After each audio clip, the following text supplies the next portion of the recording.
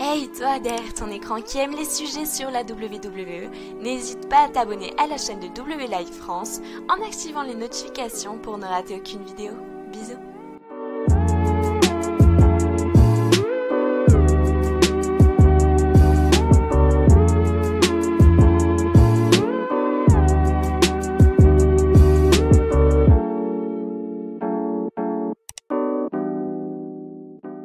Je savais que Vince McMahon prenait tout type de drogue, produits un peu illicites, on va dire. Mais ce qu'il a pris, là actuellement, je pense, c'est quelque chose qui est assez fort. Et je m'y connais vraiment pas dans le domaine de la drogue, du shit, de la beuh, de tout ce que vous voulez. Étant donné que je suis pas fumeur du tout, j'ai jamais fumé de ma putain de vie. Parce que ça m'attire pas, tout simplement. Mais Vince McMahon, tu vois, j'aimerais bien prendre ce qu'il prend. Tu vois, en termes de drogue. Je sais pas ce que le mec fume, tu vois. Mais il va quand même loin.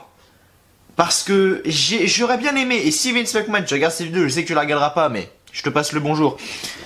Mais mon pote, si un jour on a la chance de se croiser, ça serait déjà un immense honneur. Si on a la chance de se croiser, est-ce que tu pourrais me dire ce que t'as pris juste avant de te dire que le Money in the Bank va commencer au rez-de-chaussée de ton QG, de ton quartier général, de ton siège social, et que la mallette sera suspendue sur le toit du siège social. QG, double quand même, le bureau là où il y a Vince McMahon, où il y a tout le monde. À Stamford, Connecticut, Titan Tower, pour les anciens, pour les connaisseurs. Vince, honnêtement, toi qui as eu cette idée-là, de mettre la mallette en haut, sur le toit, mon pote, t'as intérêt de me dire ce que t'as pris. Parce que ça m'intéresse. Actuellement, personne ne peut s'asseoir ici, sur mon siège et dire Vince McMahon ne prend pas de drogue, c'est pas possible. Le mec prend quelque chose. Pour avoir des décisions comme ça, le mec prend quelque chose. C'est pas possible, il prend quelque chose, un produit fort, un stupéfiant, je sais pas ce qu'il prend le mec, mais il prend quelque chose. C'est sûr que le mec prend quelque chose parce que c'est absolument impossible de prendre une décision comme ça quand t'as un cerveau tout à fait neuf. Mais Mathieu, c'est de l'innovation. J'avoue, c'est de l'innovation, très belle innovation, mais il a pris quelque chose pour l'avoir, cette innovation. Je suis désolé, c'est obligé. C'est obligé. Alors, j'ai pas très bien compris le système. Tout ce que je sais, c'est que, alors, comme c'est énoncé sur Catch News, hein, je vais vous le lire actuellement. S'il y a marqué, évidemment, ça serait bien. Il n'y a pas l'impression qu'il y a marqué, donc je me fais un peu niquer dans l'histoire. Tac, tac, tac, tac, tac. Non, il n'y a pas marqué. Bon, en gros, de ce que j'ai compris, le Money in the Bank commencera au rez-de-chaussée et se terminera en haut. Donc, ce que j'ai pas compris, et n'hésitez pas à le dire dans les commentaires si vous avez la réponse, c'est est-ce que c'est le Money in the Bank ladder match, donc masculin et féminin, qui commencera en bas et qui se terminera en haut, ou est-ce que c'est tout le show, c'est-à-dire genre les premiers matchs du show, ils commencent en bas, la milieu de carte, elle est au milieu du QG, et les deux derniers matchs de l'échelle, les deux main events du coup, sont tout en haut. Est-ce que c'est la situation numéro 1 ou la situation numéro 2? Pour ceux qui savent dans les commentaires, n'hésitez pas à me dire parce que j'ai pas très bien compris. J'ai pas très bien compris si c'est par exemple les premiers matchs qui sont au rez-de-chaussée et les derniers matchs qui sont tout en haut. Alors c'est juste les deux Money in the Bank ladder match qui sont concernés. Et donc tout le monde commence en bas et faut monter toute la tour, toute la Titan Tower, tout le QG pour aller sur le toit et choper cette putain de mallette. Est-ce que c'est ça? Je sais pas. C'est l'un des deux, mais pour l'instant, je n'ai pas la réponse à cette question. Donc pour ceux qui savent, n'hésitez pas à me le dire dans les commentaires. Mais Vince McMahon fait des trucs de plus en plus what the fuck. Le mec s'est dit, bon, on a fait WrestleMania au Performance Center. Faut pas non plus déconner et faire non plus Money in the Bank au Performance Center. Donc qu'est-ce qu'on va faire? Qu'est-ce qu'on va faire? Amène le shit. Il commence à prendre sa petite feuille, il commence à rouler tout. Il commence à tout poser dedans. Il allume son joint, tu vois. Et au bout de 10 minutes, il est bien.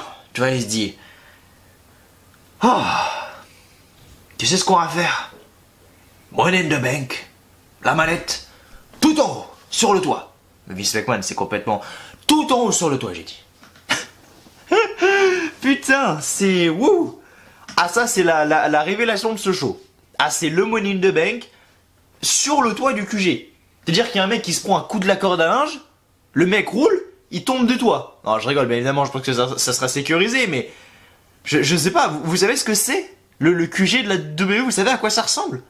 N'hésitez pas à regarder des photos sur internet, vous tapez juste QG WWE ou Titan Tower, n'importe, et vous allez le trouver. Et dites-vous que le Money in the Bank ladder match, ou tous les matchs d'ailleurs, je sais pas, j'ai pas compris, vont se dérouler en haut. Donc c'est-à-dire qu'il va y avoir un ring sur le toit. Tu fais WrestleMania au Performance Center, mais ça tu le fais sur ton toit. J'aurais même aimé que ça soit l'inverse. Par exemple, ça aurait été mieux par exemple pour WrestleMania.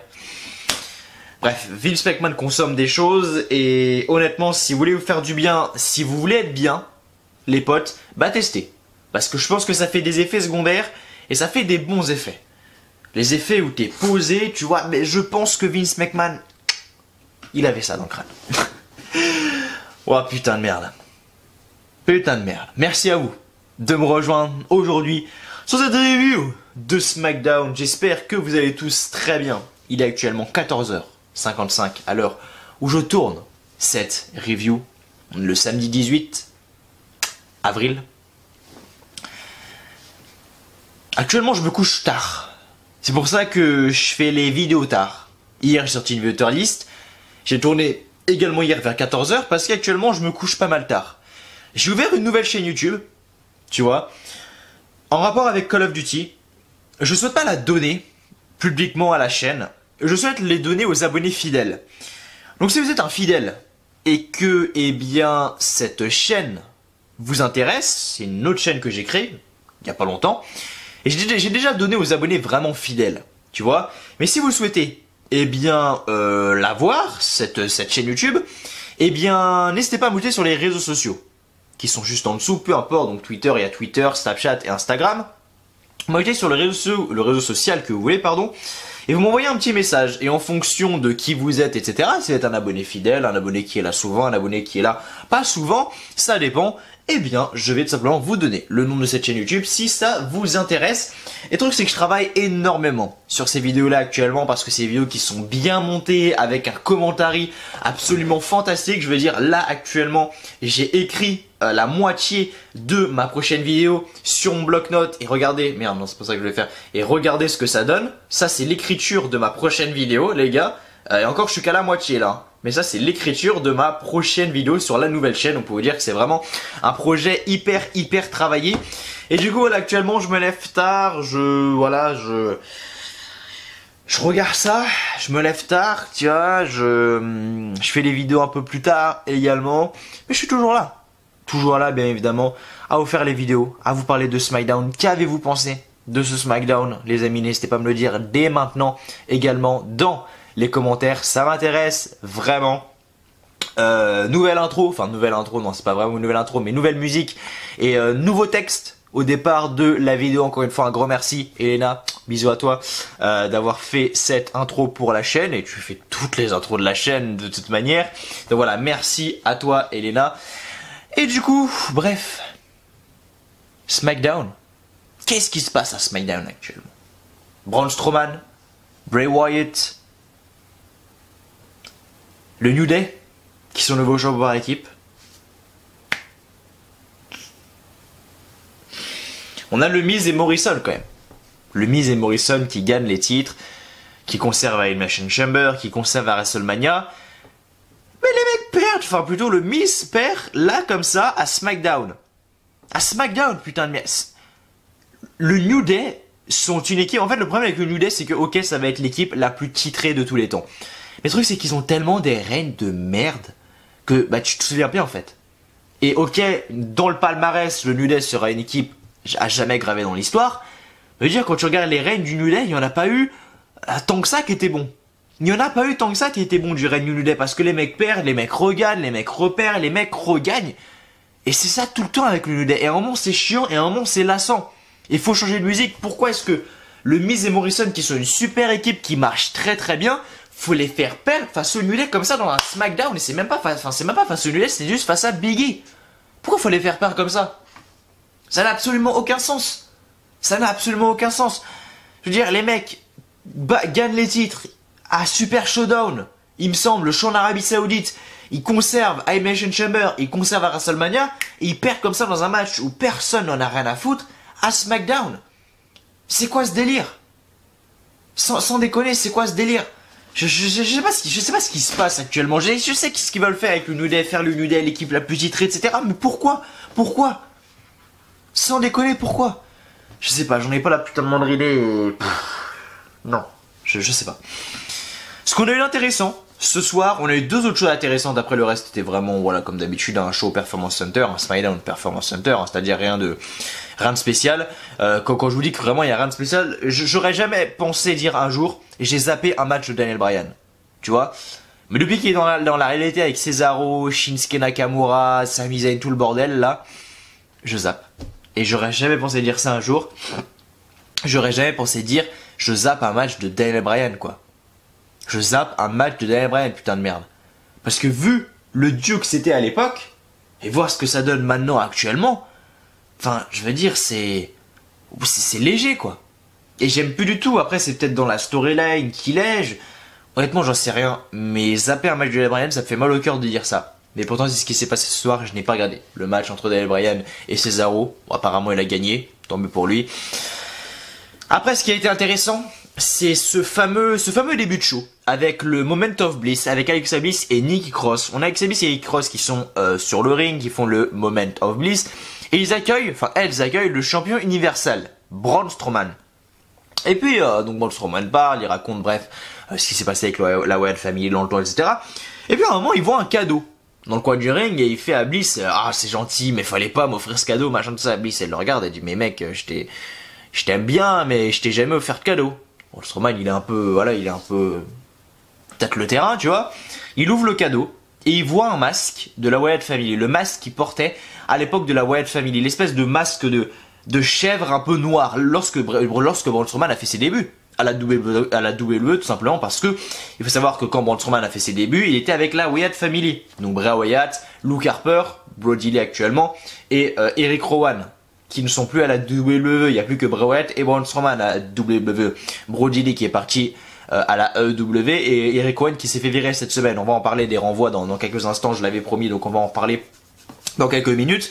Mais et du coup il avait fait ses débuts avec ce fameux masque là, et du coup voilà, ça a rappelé un petit souvenir. Et ensuite on avait vu une image de Braun Strowman avec ce fameux masque assez flippant réellement, cette chèvre noire, machin tout ça.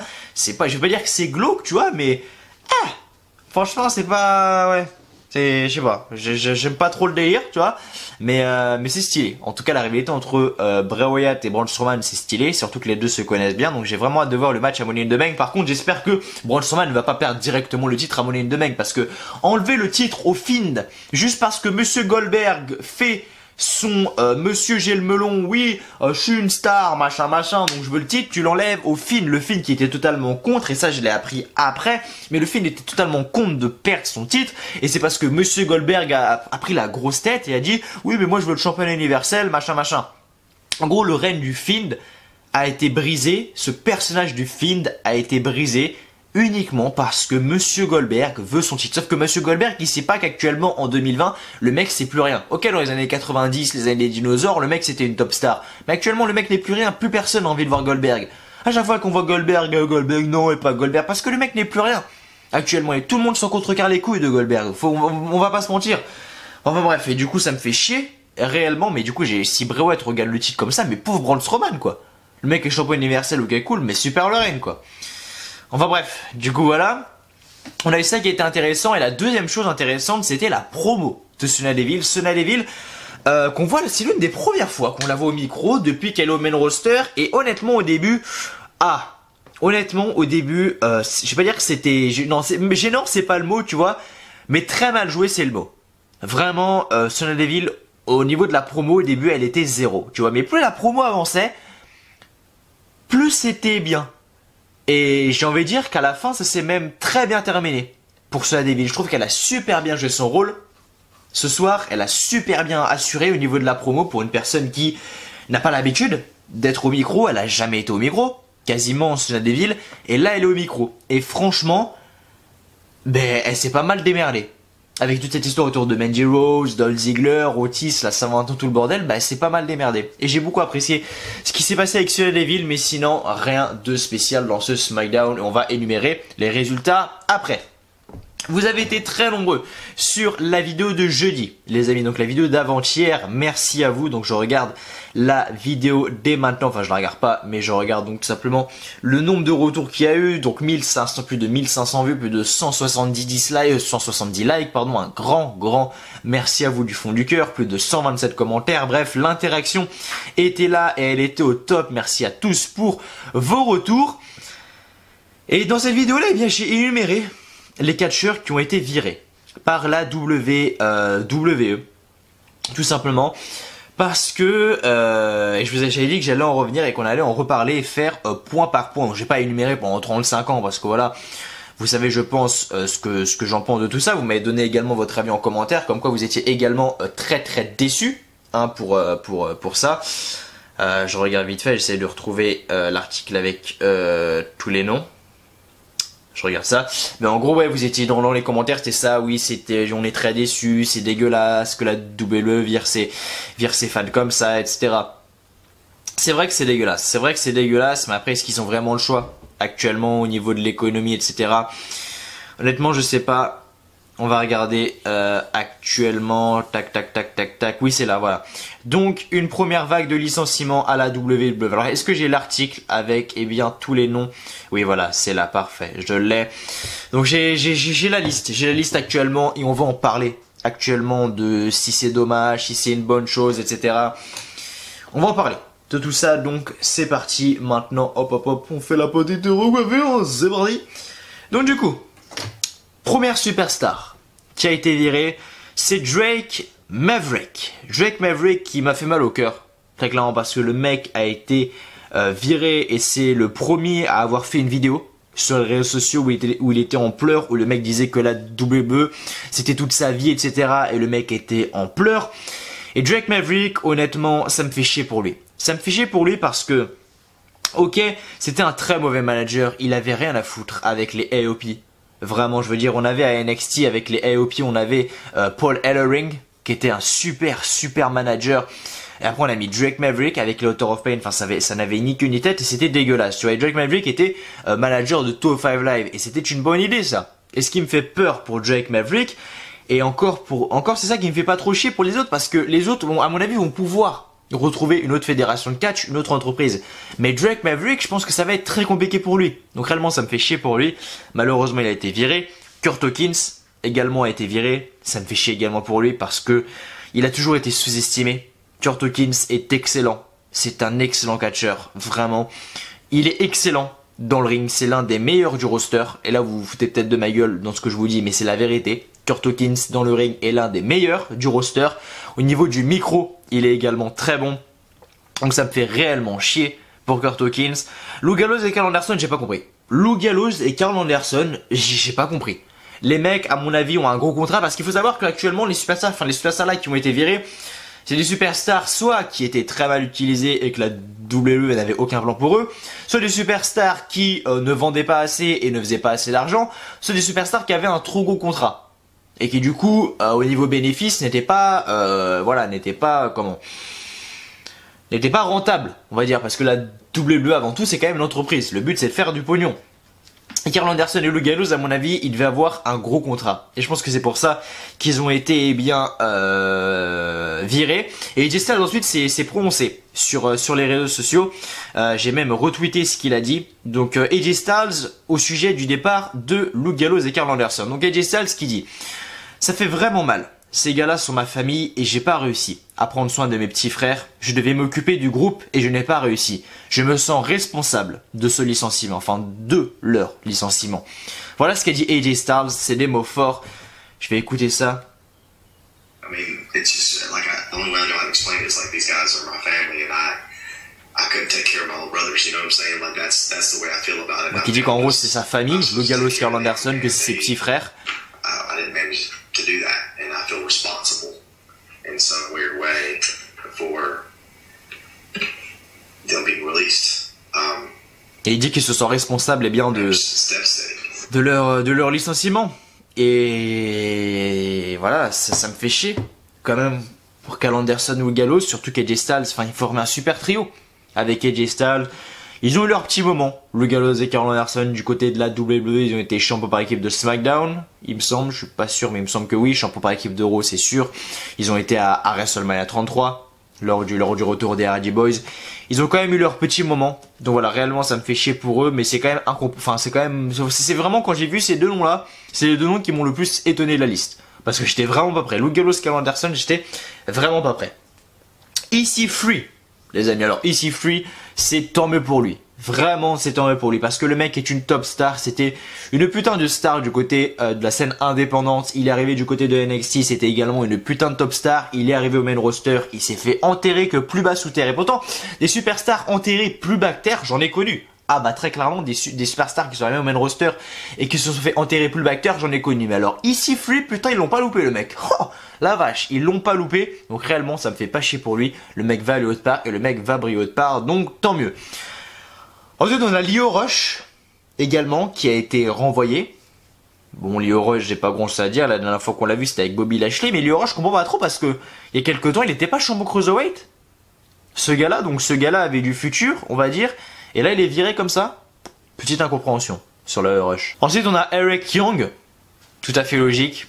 Pareil, lui également arrivé tragique du côté du main roster. Dès qu'il est arrivé, il s'est fait enterrer. C'est pour ça d'ailleurs que, eh bien, Alexander Wolf, son partenaire, est allé avec Imperium du côté de NXT UK et que son autre partenaire, Killian Dane, est retourné du côté de la NXT. Eric Young est le seul qui allait du côté du main roster, qui s'est fait enterrer. Alors que cette personne-là, le leader de Sanity, l'une des plus grosses équipes de la WWE, ben voilà comment ça se termine. Donc c'est malheureux pour lui, mais bon, j'espère qu'il brillera autre part. On a Heath Slater. Alors Heath Slater, ça fait un peu chier pour lui tout de même, mais je pense et j'aimerais qu'il fasse un parcours un peu à la Drew McIntyre. Heath Slater, c'est-à-dire que le mec se fait virer, il s'entraîne à fond et genre le mec revient pendant 10 ans et devient le 3e membre des HMB à devenir champion du monde. Ah, ça pourrait être bien pour Heath Slater. Sérieusement, le mec se fait virer, il fait comme Drew McIntyre, il s'entraîne, il revient 10 ans après, le mec devient champion du monde. Et ça devient le 3e membre des HMB, parce que le seul des HMB qui n'a pas été champion du monde, c'est Heath Slater. Et HMB à la base, qui je rappelle, était l'une des équipes les plus ridicules de l'histoire. Hein. Jinder Normal a été champion du monde, Drew McIntyre actuellement, bon le mec s'est transformé, il est champion du monde actuellement, c'est totalement mérité. Et là il reste Heath Slater. Tu vois, donc voilà, Heath Slater qui part, malheureusement. Alors ils ont viré Kurt Angle, également ça m'a choqué, ils ont viré Kurt Angle, les amis. Alors Kurt Angle, une légende comme ça, bon à mon avis c'est je pense au niveau de l'argent, au niveau du salaire, hein, à mon avis Kurt Angle a un très gros contrat, voilà pourquoi il a été résilié. Mais résilier une légende comme ça, enfin virer une légende comme ça, ouais c'est un peu limite quand même. Mais bon, Kurt Angle a été viré, on a eu ensuite Aiden English, bon là j'ai pas grand chose à dire, le mec était avec le Rusev Day, c'était lui qui mettait le feu, quand c'était l'époque du Rusev Day et que Rusev était grave over. Il a été commentateur à 205 Live, à un moment Aiden English, donc je veux dire voilà, il mérite mieux quand même malgré tout, même s'il a pas eu son petit moment de gloire. On a Sarah Logan, bon Sarah Logan je voyais pas ce qu'il voulait faire avec, de toute manière réellement, donc si elle part, bah tant pis. Là on a Mike Chioda, un arbitre de la WWE, une légende vraiment à la WWE en tant qu'arbitre. Le mec est à la WWE, travaille à la WWE depuis 31 ans, les gars, 31 putain d'années. 31 putain d'années quand même. Le mec travaillait à la WWE depuis 31 ans. Et le mec a été viré comme ça. Chaud quand même. Donc Mike Yoda viré. Eric Rowan viré. Ça m'a étonné parce que également le mec a été mis en avant a été beaucoup mis en avant ces derniers mois, notamment avec sa storyline avec l'araignée, qu'est-ce qui se passait dans cette cage, etc. Finalement c'était une grosse araignée qui a été tuée par Drew McIntyre, tu vois. Donc ça m'a quand même assez étonné. Eric Rowan, parce qu'il a été mis en avant lors des derniers mois, donc ça m'a un peu étonné. Primo et Pico, bon c'est pas étonnant, hein, Primo et Pico qui voilà, je sais même plus qu'ils étaient là, sans déconner. Mike Enellis, bon c'était le flop, c'est arrivé en 2017 et ça a floppé très vite, leur gimmick de oui l'amour à 100%, l'amour machin, c'était un Money in the Bank d'ailleurs, Money in the Bank 2007 qui sont arrivés d'ailleurs il me semble, donc ça allait faire 3 ans. Et Mike Enellis qui pouvait avoir un beau parcours du côté de la WWE, du côté du main roster, mais finalement ça n'a pas été le cas. On a eu Zack Ryder également, bon ça me fait chier pour lui, bon Zack Ryder également mérite mieux, il a eu Il a eu son moment à WWE, champion d'internet. Bon, c'était un peu ridicule, mais bon, champion d'internet quand même, champion intercontinental. À WrestleMania 32, c'est lui qui gagne ce match. Voilà, il a quand même eu ses petits moments de gloire. Noé José. Bon, Noé José, voilà, c'était un peu le guignol du coin, tu vois, le guignol du village, donc il a été viré. Bon, où est-ce que le mec va aller? Parce que est-ce qu'on peut réellement considérer que c'est un catcheur? Je sais pas, mais on verra bien. Et enfin, on a eu Roussev, les amis, Roussev. Et là, Roussev, c'est l'une de mes plus grandes déceptions, parce que Roussev est une superstar absolument incroyable, j'ai envie de dire. Et ben voilà quoi, ça fait chier.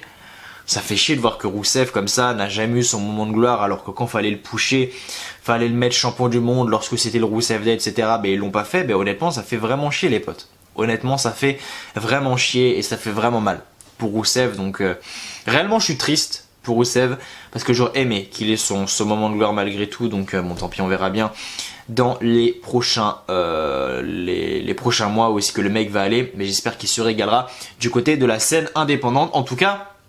Donc les personnes virées, donc je répète, Drake Maverick, Kurt Hawkins, Karl Anderson, Luke Gallows, EC3, Leo Rush, Eric Young, Heath Slater, Kurt Angle, Aiden English, Sarah Logan, Mike Yoda, Eric Rowan, Primo, Epico, Mike Enellis, Mark Enellis, Zack Ryder, Noé Rousset et enfin Roussev, les amis. Donc voilà, c'est triste mais bon, faut faire avec et puis voilà. Donc, merci en tout cas à vous de m'avoir donné votre avis sur ces fameux licenciements et n'hésitez pas à aller voir ma vidéo de jeudi si vous n'avez toujours pas vu où j'expliquais bien les superstars qui ont été licenciés. Donc j'ai fait la vidéo quelques heures après, donc n'hésitez pas à aller la checker si vous le souhaitez. Elle dure quelques minutes, elle dure à peine 5 minutes il me semble la vidéo, donc elle est assez intéressante à voir. En tout cas, merci à vous de me rejoindre aujourd'hui sur cette review de SmackDown. J'espère qu'elle vous plaît. Si c'est le cas, n'oubliez pas de mettre un petit like, un petit pouce bleu. Dernière vidéo de la semaine, on a fait donc lundi la vidéo news, une vidéo catcheuse lundi. Mardi, on a fait la review de Raw. Mercredi, il n'y a pas eu de vidéo. Jeudi, il y a eu bien la vidéo donc justement sur les catcheurs licenciés. Vendredi, donc hier, il y a une vidéo tier list, n'hésitez pas à aller la checker également. Et aujourd'hui, on a la review de SmackDown. Donc il y a eu 5 vidéos cette semaine car il n'y aura pas de vidéo demain. Je l'annonce d'ores et déjà. Voilà, d'ores et déjà, c'est le mot que je cherchais. Donc du coup, voilà, merci à vous si vous avez été présents sur toutes les vidéos. Et vraiment, n'hésitez pas à mettre un petit like, un petit pouce bleu pour le soutien, de vous abonner également à la chaîne WLive France si vous l'avez toujours pas fait. Et donc on se retrouve tout de suite pour les résultats de WWE SmackDown du 17 avril en direct de Orlando au Performance Center. C'est parti. Donc SmackDown du 17 avril en direct de Orlando en Performance Center. Les commentateurs sont Michael Cole et Corey Graves comme d'habitude pour SmackDown chaque semaine. Et donc le show s'ouvre avec Alexa Bliss et Nikki Cross pour le Moment of Bliss. Alexa Bliss lui demande d'accueillir son ami Braun Strowman. Braun Strowman qui ensuite arrive sur le ring. Alexa Bliss le félicite pour la victoire. Braun Strowman les félicite en retour pour leur victoire contre les Kabuki Warriors. Alexa Bliss dit qu'ils doivent parler de ce qu'il s'est passé la semaine dernière avec Bray Wyatt. Il le connaît très bien. Et Braun Strowman dit que il ne connaît personne comme Bray Wyatt. Il faisait partie de sa famille. Il sait comment Bray Wyatt pense et travaille. Il est un manipulateur qui essaye de rentrer dans notre tête. Braun Strowman ne jouera pas à ces jeux. Strowman voit un cadeau dans le coin du ring. Il dit à Bliss qu'elle n'était pas obligée de lui offrir un cadeau. Alexa Bliss dit qu'elle n'avait aucun cadeau pour lui. Braun Strowman ouvre le cadeau et prend un masque de la Wyatt Family. Alexa Bliss et Nick Cross quittent le ring et des rires de Bray Wyatt commencent et Braun Strowman regarde autour et on voit une photo de Braun Strowman dans la famille Wyatt, pardon. Donc moment assez stressant et assez flippant quand même malgré tout. Match simple entre Tamina et Sasha Banks. Si Tamina gagne ce match, elle aura un match contre Bayley pour le titre féminin de SmackDown et Tamina a gagné ce match grâce à une intervention, on va dire, de Lacey Evans qui est venue aider plutôt Tamina. Et donc à la fin du match, on a Sasha Banks qui descend du ring, mais Tamina lui fait un kick et là remonte sur le ring pour lui faire un second kick pour la victoire par tombée. Donc victoire de Tamina et après le match, donc on a Lacey Evans qui célèbre avec Tamina. Ensuite on a eu Sheamus face à Denzel Desjournettes. Sheamus qui gagne ce match, ok cool, pas grand chose à foutre mais bon, il a gagné. Naomi face à Dana Brooke dans un match de qualification pour Money in the Bank. Alors, là il faut qu'on m'explique, Dana Brooke qui se prend un review mais elle se dégage. On va comprendre le délire. Et Dana Brooke qui gagne ce match. Effectivement, donc Dana Brooke elle évite le split leg moonsault de Naomi. Elle a enchaîné avec un sunset flip pour la victoire. Donc Dana Brooke qui se qualifie pour le Money in the Bank ladder match féminin. Donc elle sera dedans. La promo de Sonya Deville, là j'ai décidé d'en laisser un maximum parce qu'elle était vraiment très belle cette promo de Sonya Deville. Il y a des éléments de la vraie vie, des éléments avec Mandy Rose, donc je vais vous la lire maintenant. C'est parti parce qu'elle était vraiment intéressante et très très beau travail de la part de Sonya Deville, je trouve, vraiment. Donc Sonya Deville arrive sur le ring. Elle dit que ça fait 2 semaines qu'elle essaye d'appeler Mandy Rose. Elle doit donner une explication publique car elle ne répond pas aux appels ou aux SMS. Elle demande à Mandy Rose de venir. Mandy Rose ne vient pas. Sonya Deville dit que elle n'a eu personne comme Mandy Rose dans sa vie avant. Depuis Tooth and Out, depuis NXT, depuis Fire and Desire. Et ensuite Mandy Rose arrive sur le ring. Elle dit qu'elle n'avait rien à lui dire après ce qu'elle a fait à Otis et elle. Sonya Deville dit que durant ces 5 dernières années, elle a passé plus de temps avec Mandy Rose que sa propre famille, ce qui est vrai. Avec sa propre famille, Sonya Deville dit que elle est la personne la plus égoïste qu'elle a rencontrée dans sa vie. Sonya Deville dit que Mandy Rose ne l'a jamais comprise. Fire and Desire n'était jamais Sonya Deville et Mandy Rose, mais seulement Mandy Rose. Elles arrivaient avec l'entrée de Mandy Rose, Sonya Deville secouait le magazine de Rose et tout le reste. Dolph Ziggler s'intéressait vraiment à Mandy Rose. Il suffit de regarder Ziggler et Otis pour choisir. Elle a aidé Ziggler à s'entendre avec Mandy Rose, mais c'était pour qu'il les aide à rester en équipe avec le but de gagner les titres par équipe féminin à WrestleMania. Mais ça, c'est jamais arrivé. Elle la connaît plus que n'importe qui. Comme une sœur, comme une amie, comme une partenaire. Elle la connaît bien plus que n'importe qui et elle va tout faire pour détruire sa vie. Les gens réaliseront qui est la star de Fire and Desire. Ensuite, on a Dolph Ziggler qui arrive sur le ring et qui dit d'attendre. Mandy Rose ne peut pas nier ce qu'il s'est passé entre elle et lui à la Saint-Valentin. Il fera n'importe quoi pour qu'elle revienne avec lui. Il lui dit de le regarder dans les yeux et lui dit et de lui dire qu'elle ne ressent rien pour lui. Mandy Rose ne dit rien. Dolph Ziggler commence à la toucher, mais Mandy Rose lui dit de ne pas la toucher. Sonya Deville lui met un coup de poing. Ensuite, Otis arrive et s'attaque à Dolph Ziggler. Sonya Deville monte sur le dos d'Otis, mais Mandy Rose la fait tomber et l'attaque. Mais Sonya Deville part du ring.